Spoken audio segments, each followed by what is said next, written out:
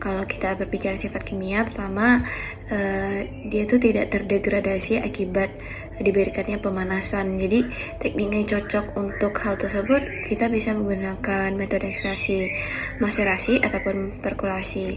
Kemudian kemampuan pelarut dalam melarutkan komponen zat.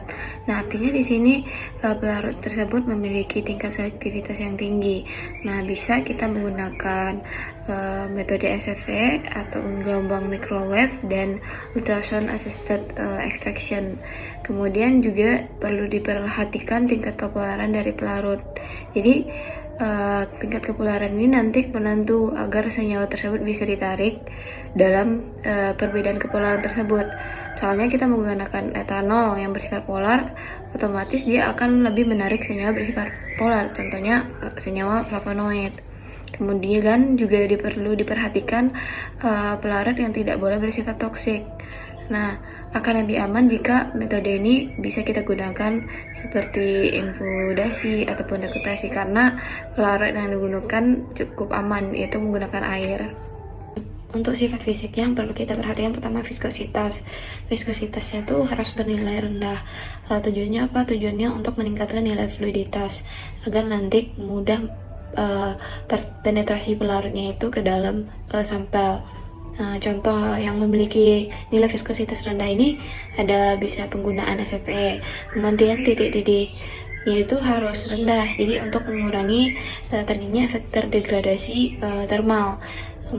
Stabilitas terhadap panas, artinya bahan tanaman itu tahan atau stabil jika diberi pemanasan. Jadi teknik ekstraksi yang bisa kita pakai misalnya reflux, oklitasi, juga bisa menggunakan microwave. Kemudian untuk yang tanaman yang tidak stabil, kita bisa menggunakan teknik maserasi ataupun perkulasi. Kemudian juga perlu diperhatikan sifat pelarutnya. Kalau misalnya pelarutnya air, maka maserasi itu cocok digunakan. Karena kalau misalnya untuk pelarut yang mudah menguap, bisa kita gunakan perkulasi ataupun suklitasi. Dan juga seandainya kalau kita ingin mengisolasi minyak asiri, karena minyak asiri ini bersifat volatil, artinya sangat mudah menguap. Nah, salah satu teknik yang cocok itu kalau untuk yang non konvensional itu bisa menggunakan SFE, karena dari SFE ini bisa mengurangi tingkat kehilangan dari minyak asirinya. Jadi itu bisa meminimalkan losing oilnya. Dibandingkan kalau misalnya kita menggunakan teknik yang konvensional, bisa jadi distilasi uap ataupun metode ekspresi, dia itu bisa untuk ekstraksi minyak asiri, cuman lebih mudah minyak asirinya itu mengalami losing atau kehilangan minyak asirinya tadi, karena dia bersifat volatil.